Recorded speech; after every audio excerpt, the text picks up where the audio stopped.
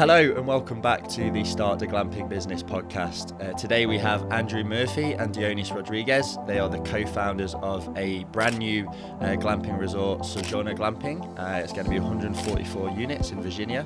The pilot is planned for 2024 with the full resort expecting to open in 2025. It's a really interesting concept. They went through a hell of a journey on the permitting side of things, so we're going to dig into that today. But just to start off, Dionis, could you tell us a little bit more about Sojourner Glamping, what it's going to be, where it is, and just give us the background of the resort? Sure. So Sojourner, this is Sojourner Glamping Company. Our first pilot property is going to open in Greene County, Virginia. It's 10 minutes away from Shenandoah National Park, an hour and 50 minutes away from Washington, D.C. It's 144 units, and it's a complete glamping resort. So you're going to have multiple pools, a very large experiential pond, spa, kids club, restaurants, and many activities for families, couples, and folks that just enjoy staying in the outdoors. And what kind of glamping units are you looking at using? So we're going to use tents, and our tents are unique. They are 1, 2, or 3 bedroom tents. They're going to be heated. There's going to be an amazing bathroom. These are the same tents that Richard Branson uses in his Moroccan resorts. And just the entire stay is going to allow you to really connect with your loved ones and with nature. Amazing. And so is it really going to be a kind of a family resort rather than a sort of solo couples retreat? So we will have the ability to have great activities for families and also for couples. We'll effectively think of having 2 sections. For example, we have 2 pools. We'll have a pool complex or area for couples, and we'll have one for families as well. So we'll have the ability to properly accommodate both families and couples. Okay, and what sort of daily rate, nightly rate are you looking to charge? Yeah, so it's that's going to depend on when throughout the year you're coming, but Andy and I want to make sure that this is affordable for families and for people that we're encouraging to come into nature, but it's going to vary from, let's say, $150 all the way up to north of $500, depending on when. Sounds good. And then going back a little bit to how this concept came about and actually how you guys met. So tell us a little bit about how you guys met, how you've worked together in the past, and then what led to or what sparked the idea to get into the glamping business. Sure. I mean, the way that Andy and I tell the story, this really started in 2005. And that's when Andy created a South Africa trek for Harvard Business School students. And he convinced my wife and I to go along. We had an amazing time. And this was really Andy's initial start of planning Zana Lodge. So Andy was a Peace Corps volunteer, worked for the World Wildlife Foundation. And during his time in Ghana, one of the things that he wanted to do was create a way for locals to create hospitality in a way that would provide a means of living. So he came up with an idea called Zana Lodge. Back then, he started to plan it as part of the reason why he went to Harvard Business School to begin with. And in 2020, when COVID hit, and I was thinking of a way to properly transition my company, Crimson Rock Capital, and I thought of, well, who do I know in the glamping business? Andy was the first person that came to mind. So I reached out to him, and we started the process of trying to study and understand the glamping market here in the U.S. And we walked away extremely positive about the opportunity of the space. So we started the quest, and that's when it started. But Andy, what else would you like to add to that? Well, I'm going to touch on a question you're going to ask later as well. The irony of Dionis reaching out, he says, Andy, you're the only glamping guy I know. And at the time, I hated the word glamping. So Zana Lodge is a 25-room safari resort in the middle of a national park with elephants. And in many ways, safari lodges were the first glamping resorts. They were just never called as such. And so I had actually banned the use of the word glamping. And when Dionis reached out to me, I was like, well, I guess I kind of am the glamping guy. And what we decided to do is, although we don't really love the term, we're going to embrace it and we're going to redefine it. And we don't think even the glamping products that exist today match what we think it should be. And so we're going to use Sojourner to show people what we think glamping should be. Yeah, and this is a conversation that's actually cropped up a few times on this podcast. We've had quite a few recent guests, particularly the ones who are doing the really, really high-end resorts. We had Ben Wolf on from Anera, who in peak season are charging $1,800 a night. And they kind of are hesitant to use. In fact, they just don't use the term glamping. And I think, is it similar for you in that it almost comes across the term glamping as a kind of almost like a budget offering, and you're trying to sort of raise the standards a little bit? Yeah, I think that's correct. I mean, look, the product here in the U.S. is very nascent, and in some ways, U.S. glamping, I'll call it staying out in nature, we're behind the rest of the world. And it's so early on that the way that Andy and I describe it is we're probably where the hotel industry was in the 1950s and 60s, right? There's really no real segmentation as such. All the product that exists are able to charge pretty significant rate because there's a lack of supply. So instead of not using the term, we decided to embrace it and hopefully redefine it. That's why we started with a four-star product that will really allow folks to go out and really enjoy the beauty of nature. Okay, and so moving from how this concept came about onto actually putting it into practice, we always talk. Well, we quite often talk about permitting on this podcast. We have a lot of people who went through a really bad ordeal. We had some people who it was just a complete breeze for. Now, you were definitely on the kind of former end of the scale. You had an absolute nightmare. When I was doing the research, I think I saw you had loads of neighbours in uproar. You had 3 hearings, a lawsuit.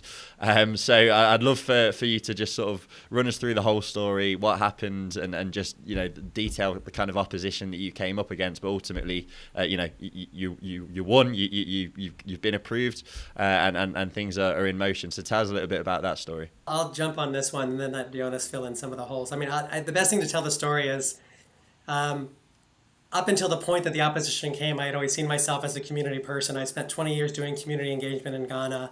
So I saw myself as a community person, not as a big deep pockets developer. And so I had started following the local newspaper, the Greene County Record, and I turn on an article and it says, "Say no to glamping." And it's describing Dionis and I as these big pocketed New York City developers. And I was like, wait a second, they're talking about me and I'm the man in this situation. And what had happened to us is that word had gotten out about us looking at a property in this particular community before we had ever applied. And what we now know that we didn't know is our timing was off, and that there are a lot of battles today and across the United States in rural communities about Airbnbs in residential neighborhoods.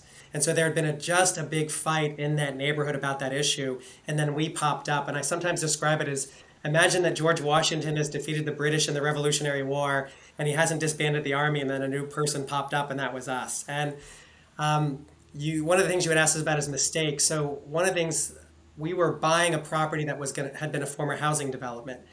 And the developer of that property wanted to reach out to his neighbors to say, look, some people want to do this as a glamping resort.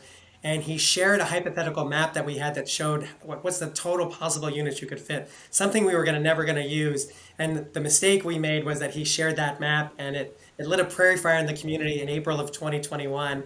We didn't really know about it until October. So we were behind the 8 ball. And so we actually have a really forward-thinking social and environmental product that we're developing that's going to be massively beneficial to rural communities. But none of that mattered because we were already in the public eye as evil developers with a big, massive project. And so we went all the way to what became a meeting in a high school in April of 2022 that lasted 6 hours with all kinds of interesting things. And we were denied that property on that one. And Dionis and I knew that we were going to lose that vote, but we realized there was such a huge conversation that our project was creating in the community about what's the future of our rural community, that it was important for us, as expensive as it was to have that meeting, to allow that conversation to come on. But one of the things that we did in the meantime, Nick, is I went into full Peace Corps mode. So I based my family for 6 months from December 2021 all the way through April 2022. I would sit myself at a place called Mabel's Market every Monday and advertise on Facebook and say, I'm Andy from Sojourner, come and talk to me. And I would hear opposition, people would come, I made a lot of friends, and what ended up happening is we got a lot of supporters out of that. We met another real estate developer or real estate agent who said, look, you guys are never going to get approved on this first property, but we have another one. And so we started in January of 2023 just working on that entire project. And so while we got denied in April of 2022, by June of 2022, we actually got another approval on this new property that we're working on now. Yeah, and there must be some, we hear crazy stories about Facebook groups being started and mass meetings. Are there any, funny, crazy stories that have come out from the sort of neighbor uproar throughout the whole process? Okay. I was gonna let Dionis add some details, but yeah, they were 2 different genres of no glamping signs all over the community. There were all kinds of accusations in the meeting. I won't say the worst one, but at one point I think they likened me to Jack Nicholson's character in The Shining in the middle of the meeting, which is my personal favorite as well. And then everyone had these bright yellow T-shirts on with grizzly bears, even though grizzly bears are not native to the Shenandoah, saying keep the area idyllic. But the irony of this entire thing is that one of the biggest goals of this community is to preserve the rural nature of the community. What's happening is old farmers are deciding not to farm. They're selling their land.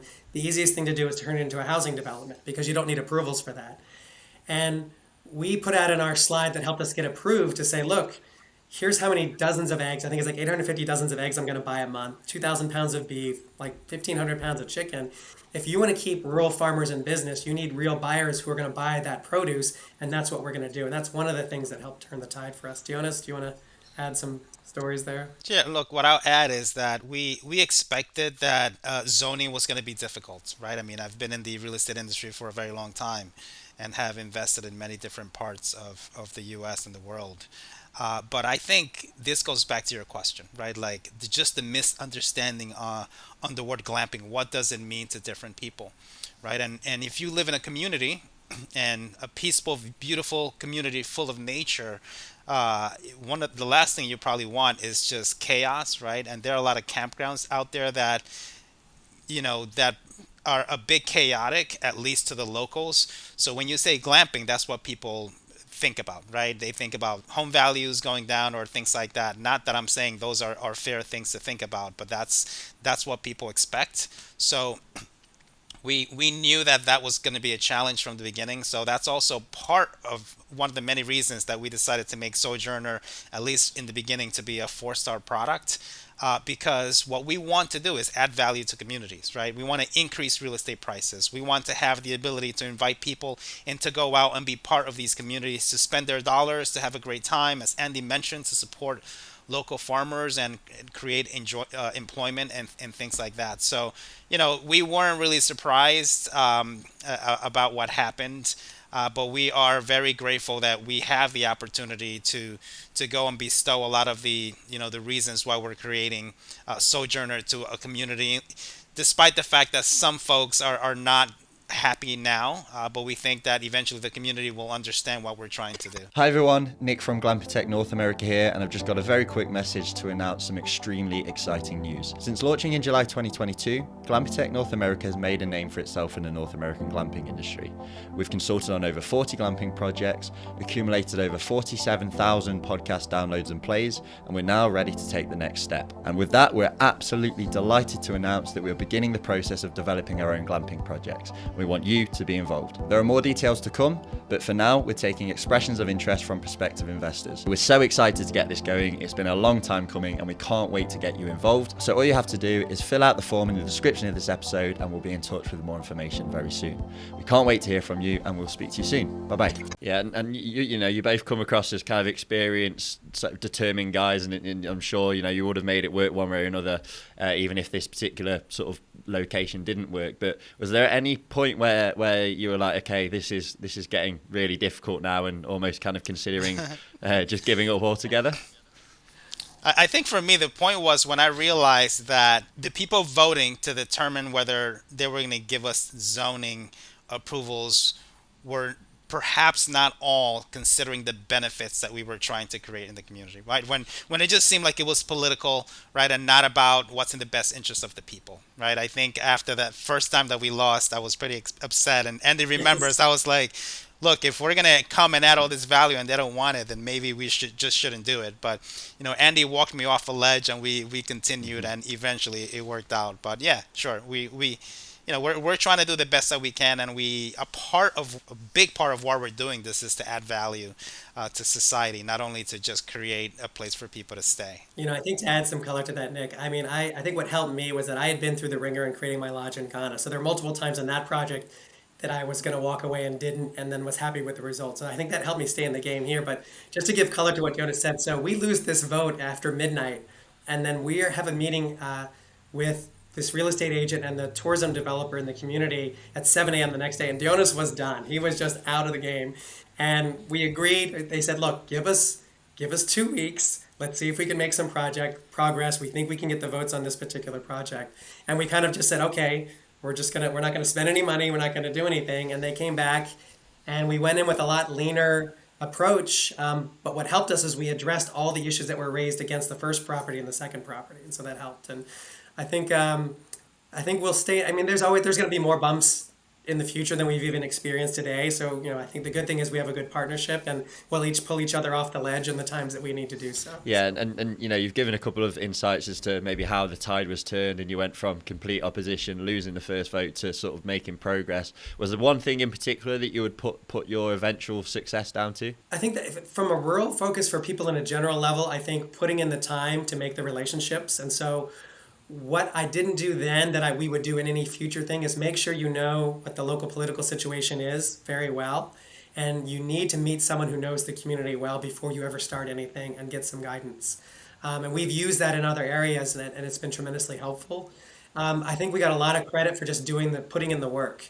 And so even there were people who didn't like me and still don't like Sojourner, said, well, we just want to give Andy credit because he showed up, he talked to people. And so I think putting in the work and listening is always worth the effort that you would put in. Yeah, now I'll add something to that. Look, I think from the beginning we were trying to do what's in the best interest of guests and the community. So when you start off from that with that intention, then and you put in the effort, I think you'll be successful one way or the other. Maybe even if not in that specific location, eventually something else will work out. And were there any key people in the county that you were were your points of contact and that helped you get people on side eventually? There were several over time. I think the person who promotes tourism in the county was tremendously supportive. There's one particular real estate agent who was the one he had been in all the local positions, including the board of supervisors. So he really gave us the inside knowledge. I think the biggest thing for us was a particular business leader who's now actually running for office in the county decided to stick his neck out for us.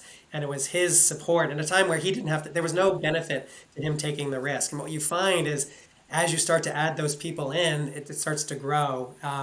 And what ended up happening is we had people who were our friends and supporters who were also in some of these Facebook groups with all the negative chatter going on, and they could counteract that. Most of them got kicked out of those groups as well, which was interesting. But I think it was building a coalition. Dionis and I talk about building a tribe of supporters for this family of Sojourner, and that's really what happened there as well. Yeah, and so that's the bringing almost a tribe together on the county side of things.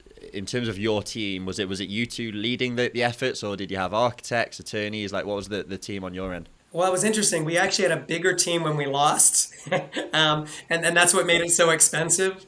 And we trimmed it way down. We ended up becoming almost family friends with the owner of the property we were denied on. He's been a construction manager for 50 years. He's now on our team as an engineering consultant. So he definitely was crucial. He drove the rest of it. We actually went in with a really low-cost model on the second approval, but we now do have a great local architect who's a local investor and owns a winery, and we're building that local coalition out as well. Yeah, and what I'll add is, look, we have the designs were great. We had a fantastic team, but to give credit to the person who was really leading it, most of this was being led by Andy Murphy. And he became like a Peace Corps volunteer community organizer, and he just willed it into existence. Like he said, he basically moved to the county and was willing to hear every single person who was against or for it, right? And without that type of mentality and intention, this just would not have worked. So my hat's off to Andy. Andy, was that something that you enjoyed, or was it kind of just a necessary thing that you just had to do to get over the line? I've always loved being on the community side of things. It's the first time I've been in a position of being the community enemy, so that was a new thing. But I'm also just I'm a student of politics and psychology, and so I just want to understand why people do what they do. So I found it intriguing, and I found it as I just probably also because I'm a competitor, I took it as a challenge. Like, wait a second, we can do this. So I do like that part of it, and understanding what's going on, because I think that if you understand that side of it, then when you're creating the solutions in Sojourner that are going to help the community, you can really land those as well. Yeah, and you mentioned, especially for the first vote, you had quite a large team on your side, and you no doubt need site designers, engineers, etc. Was there a rough cost that you could give us for how much a permit? Should we? I don't know. I mean, 300 grand comes to mind, but I don't know if that was the total cost. It was probably north of that, but look, at the end of the day, like, we have investors and we're fiduciaries, so we just have to be responsible with other people's money, which is why for property number one, we thought we were going to get it approved. I mean, this is adding so much value to the community. We just didn't foresee a situation where you can come with such a great plan and it doesn't work, but it didn't for political reasons. But for the second time, we just had to effectively minimize that as much as possible. But a lot of money. Yeah. Something that could be illuminating for people doing this in the future. So the first lawyer we had was actually helpful in that she recommended that although the county wasn't asking for it, we do a traffic impact study. And we also do an economic analysis study from a third party. So rather than us selling our numbers, a third party can look. And actually, that traffic study and that economic analysis helped us even on the second property and even helps us because there's a lot of good just traffic generation information and economic benefits that will hold true to every Sojourner property, not just the specific location. So that was a really helpful piece of work that we put money into. Yeah, and having gone through this long, drawn-out, stressful process and come out the other side, would you have any advice for someone else going into that process, particularly for maybe developing a larger resort like yours? Well, I think it's really important to have a team of people that have done this before, that have the experience. Make sure that you have enough capital to start and finish the process because it's going to get very expensive. And make sure you're prepared to start and finish it. I mean, in our situation, as you know, Nick, we were even sued. So not only did we have to go through all the designing, all the due diligence, all the studies, create and pay the team, but there was also a legal process. So it's very time consuming. It takes a tremendous amount of effort, a big team, and it's costly. You've got to tell us a little bit more about getting sued.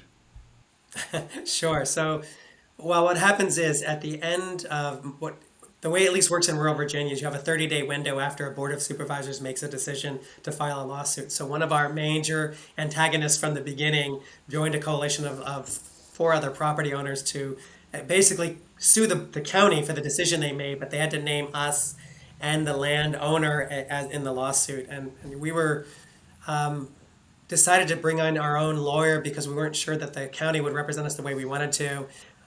That was filed July of 2022, and it took until just about 4 weeks ago to get thrown out by the judge. We knew it would get thrown out because we knew we had about 40 years of legal precedent in Virginia. But what it does do is it puts a question mark into how forward you can go on your future planning. And it's just, and we knew that it was likely an attempt to try and stall us. But we knew we had the facts on our side and we went through the right process. And what actually happened is we've actually become really close to the landowner. And just as a crazy coincidence of serendipity, the landowner graduated from Harvard Business School the year I was born in '73 and lives in the Dominican Republic where Dionis is originally from. So if we hadn't gotten denied on that first property, we would have never met Ken. He's actually in the US right now and he's coming to the event we're holding this evening. So all's well that ends well, right? And so, moving on to the actual operation of the site, clearly you're going to be hosting a lot of glamping guests, but you've also mentioned that you're looking to doing weddings and events. So is that something that you're planning on doing from day one? Well, day one, we're going to open a pilot. It's a 10-unit pilot, hopefully mid 2024.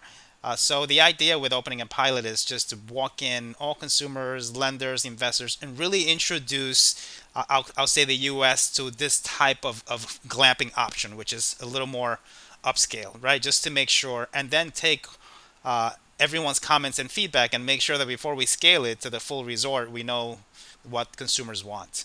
But during this pilot time, we are going to do weddings and we are going to host couples and families as well. But it's a very small, I'll call it a MVP from the beginning. But look, at the end of the day, it's a full resort, and we are going to be open the entire year, and we're going to service a pretty large clientele that includes couples, families, wedding, corporate retreats, etc. Yeah, and what really turned us on to the wedding opportunity was during the process of the opposition, we were on the news on a regular basis in Charlottesville, and all these other landowners started reaching out to us.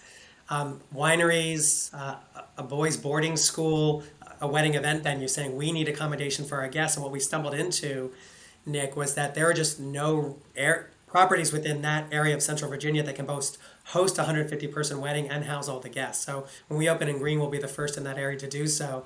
And the side benefit of weddings is that event space allows you to host corporate retreats. So you're not entirely reliant on weekend stays of glamping guests. You can fill in the week as well. Yeah, and that's, that's a pretty common story in terms of the opportunities for not just glamping, but combining it with weddings and other places. We're looking to potentially develop our own resorts and wedding venues, wineries, ranches, those kind of places. They want more accommodation options, and it's a similar kind of clientele and right. Similar kind of like budgets, and it just works so well. And I think that's one thing we'll see develop as time goes on, as the industry develops, is more and more glamping sites at these like wineries and wedding venues, and just feel it, because the demand is there, but the supply isn't. So I think we'll eventually start to catch up. But I think it's smart what you guys are doing, and it's it makes complete sense.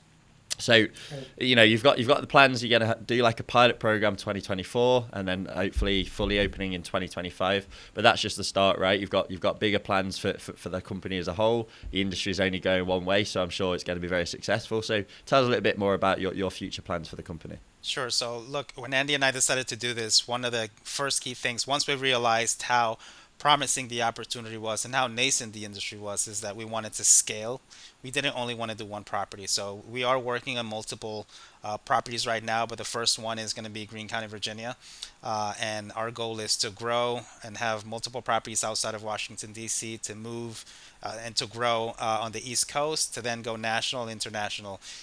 We think of ourselves as the Marriott of glamping. We think Marriott does an amazing job, and we're trying to compare ourselves to someone in the industry that is aspirational for us.